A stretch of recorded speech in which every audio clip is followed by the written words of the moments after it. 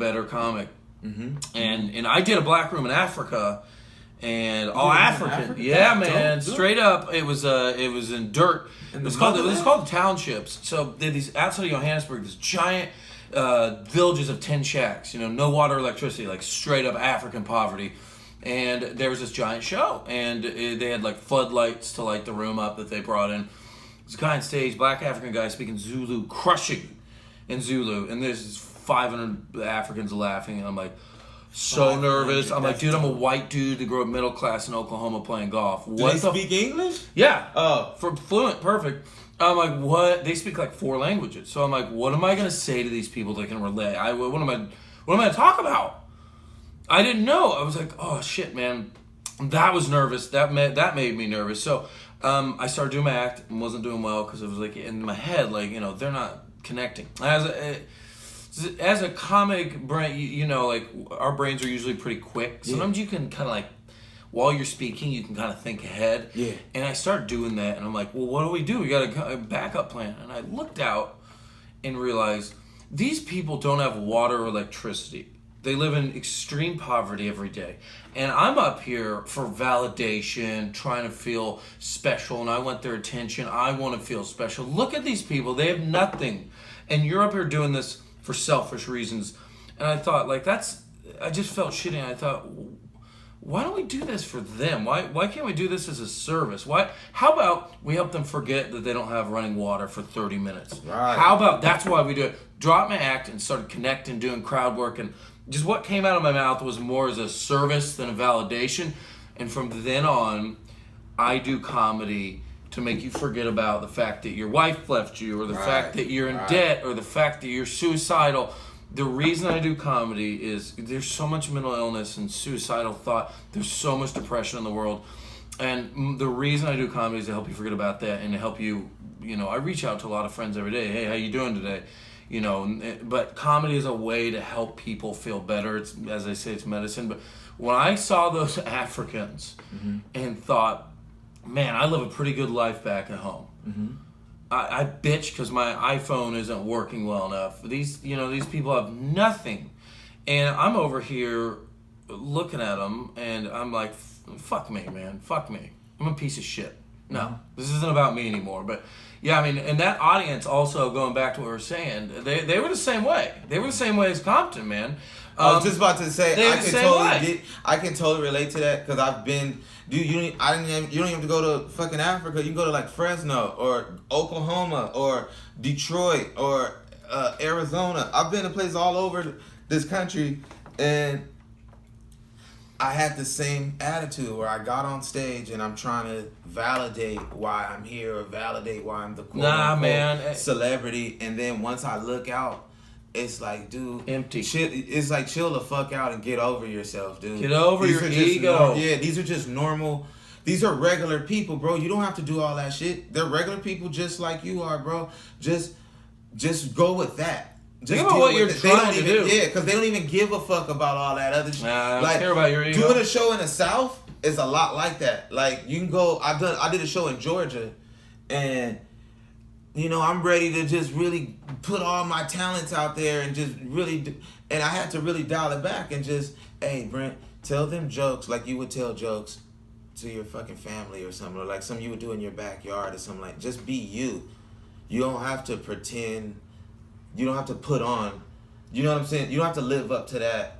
Like you were saying when you were talking to people in another continent. Yeah, dude, what am I doing? Why? And you just got right in the zone. It's like, I honestly believe God talks through comedians, and you'll see it like when we get in that zone. Yeah. And then it's like things are just because you just connected with them, and that's really what it's all about. People just are here to laugh, whether it's Africa, whether it's people. I've done AA meetings, I've done Narcotics Anonymous shows where it's just a bunch of people where they're like, you know what I'm saying, fresh off addictions and all kinds of stuff. Think about what you're doing in an AA show. You're doing service there. That's And I got them busting up laughing. They weren't busting up laughing before I got on stage. They were. You could see it on their face. Like they needed that. Yeah, you made their day. Yeah, they actually needed that. I've done a bunch of rehab clinics, man, and you can see in their faces like, I needed this shit, man. I just crashed on heroin last night, and I needed this. I'm like, I be seeing people do jails and prisons. Like, I haven't done those yet, but I'd be kind of nervous about that. Like Pryor and Jeff Ross did a special, and it's not like I think somebody's gonna like get my ass or something when I get there. No. Even cold-blooded murderers would still want to have a good time and laugh. Yeah, I'm more worried about like, damn, because it's the same shit. Like how when you were looking at a bunch of African people and somebody's crushing it in Zulu or something. It's just, I don't know if I can, like, damn, these dudes are in jail right now. I don't know if they'll receive me. You know what I'm saying? Like, because this is bullshit. Like you said, dude, I got iPhones. This certain little things like luxuries. I can go home and watch you know what I'm saying? Just sit on my couch and watch porn on my phone or something. And well, these guys can do that in jail now too. But I'm just saying, this is certain things. Here's the difference. People just don't have in your life that you do. You have options, bro. No, here's one thing. Kind of talking about comedy as a service versus validation. For years, I did comedy as validation. I would fucking crush a set, get off stage, feel empty 20 minutes later. Empty. And when I do it as a service and I connect with people, I feel so much more of a purpose and it makes me so much happier. A good example is I was touring Romania and there was a show we're doing at this banquet hall for a bunch of military guys, and our promoter's an idiot and didn't promote the show. And we get there, supposed to be like 800 people, and there's 4 Marines there sitting at a table. And I'm with comics from like 3 other countries, and they're all like, oh, Jesus. Like, well, guess we're not on the show.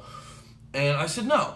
They came out. Like, they didn't have to come. They came out. We're going to give them a show. Like, there's 4 people here. I'm like, no. Let's sit at their table and do a show. And all the comics are like, all right. We told the guys we're really sorry, but we're going to do a show for you anyway. So each comic sat at the table and told jokes to them while they were sitting there. And sure enough, everyone had a great set. Afterwards, one of the Marines came up and hugged each one of us and started crying and said, man, my wife just had a baby back at home. I'm struggling with money. Like, I got a lot of problems going on in my life, and you helped me forget about that for an hour. And he was crying, and I was like, dude, that is why I do comedy. There was 4 people. We were going to cancel the show. Most memorable gig of my life. And it was because it was like I saw a difference I made in that dude's life for an hour. Yeah. You know, versus you crush in some club in New York, you know, and feel like a hotshot, and then you leave and you go home and feel alone and like a loser at the end of the night. Yeah. Because you're doing it for the wrong reason. Yeah, man. I'm telling you, man. Like, I remember you asked me the other day, earlier. You were like, "Do you ever do comedy and just get comfortable with the silence?" And it's like, I know what you mean by that, but my intent is always to have an experience with whoever is there. So my set will change. My everything. My whole presentation is different depending on the crowd. Like, I've done shows where it's a gang of people and, you know, I'm giving them a bunch of energy, but I've done shows where it's like maybe 5 people and I gave them more energy. Yeah. You know, and I've been around other comics that are like, why would you do that? And you just wasting, man, I'm just going to do a couple minutes and then I'm about to just, you know, I'm like, no, bro, like, those, even if it's 5 people there, do you realize those 5 people that are there are sitting there watching you, bro? And you don't know why they could have easily gave you the same energy and be like, man, fuck this. There ain't nobody here, and just walked out. But they're here, they want to see something. It's kind of like going to a church. Kind of like, okay. Well, it's a business transaction almost. If I go to Starbucks and order a coffee, I pay you $2 and I expect something in return. I want my coffee. If people are paying money to see your comedy, like, they've paid money for a service, and you better provide that service. Yeah. That's looking at it a very business way, but I do it even if it's free. I did a show last night, even though they paid me. I didn't know I was going to get paid. And I'm thinking, I love those gigs, dude. And they wanted me to. They were like, "You're gonna headline." Like, I can pay my electric bill now. Fuck yeah. Man, they were like, "We want you to headline, Brent. What you do? Can you at least do 35 minutes and blah blah blah?" And in my mind, I'm like, "Damn, I forgot to talk to them about the whole money thing." But I'm already here, and it was like, you know what? I'm just gonna do this I just want to do this for the crowd. I'm just gonna do this for the room, for the club. Like, you know what I'm saying? Like, I'm gonna really just bless this room real quick. That's how I looked at it. I'm gonna bless this room. That's you gotta bless this room. Yeah. I like that. I'm gonna come and get some shit that I wanna get off, and I wanna show it to them. I wanna show them my talent. I wanna show them I wanna show this to them. And how, like, I'm excited to see how you guys are gonna receive this joke. You want to give your gifts to someone. Yeah. Yeah. I want to share my gifts with you for this amount of time. I can't wait to man, I'm gonna whip it out. I can't wait to show you guys. I don't have a gift to show to anyone down there. It is anything but a gift. It is a curse. But that's how I looked at the comedy. Like, it's like, okay, and from that, when I looked at it like that, it was like, okay, do it for that reason, Brent. Now, if you thinking about how much money you're gonna get paid, I feel like that's kind of cheating the audience, because now you're doing it. Like you said, now, it's a business transaction. Well, they paid, so I got to tell this type of joke, or I got to do it this type of way. Like, no, when you do it from your heart, because you just really want to, just give that gift, share that gift with someone. That's all, man. Yeah. Man, that's what it's all about. I appreciate how you said that about black rooms, and how you see how it enriches, because dude, it goes both ways. Conversely, if you only did black rooms, right, like, you need to go do, Yeah, like, I've